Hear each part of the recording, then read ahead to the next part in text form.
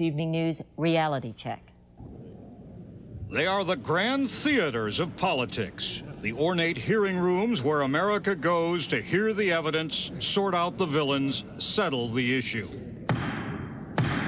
There was Kefauver and the mob.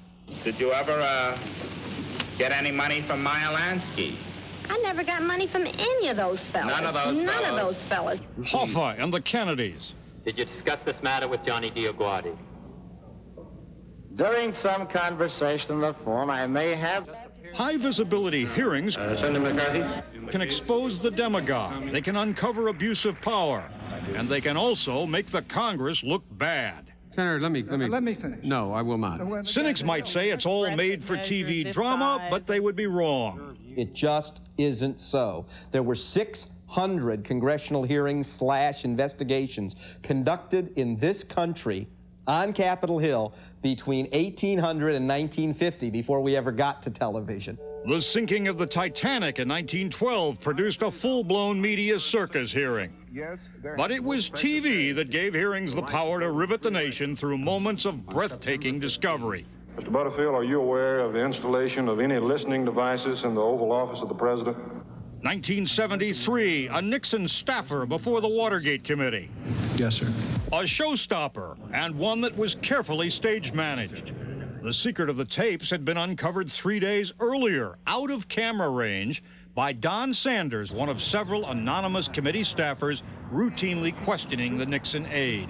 I became more and more convinced that I had to ask him if there was a tape recording system in the White House. But often the party looking for dirt doesn't find enough to convince the public. Not of any time have I been a member of a Communist Party. Half of the time in the radio-television age, the reason that those hearings were called into being, the political motivation, was not achieved by the people who called the hearings. Clarence Thomas was confirmed. Oliver North became a millionaire and Senate candidate. One of his interrogators, Warren Rudman, won a reputation for straight talk. The last thing I want to say to you, Colonel, is that the American people have the constitutional right to be wrong. In Whitewater, Rudman says, the issues are far less weighty. The American people can quickly ascertain if Congress is crying wolf, and there is no wolf.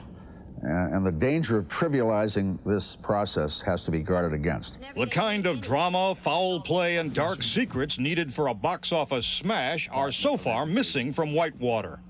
Without them, it could turn out to be a flop of historic proportions. Eric Engberg, CBS News, Washington.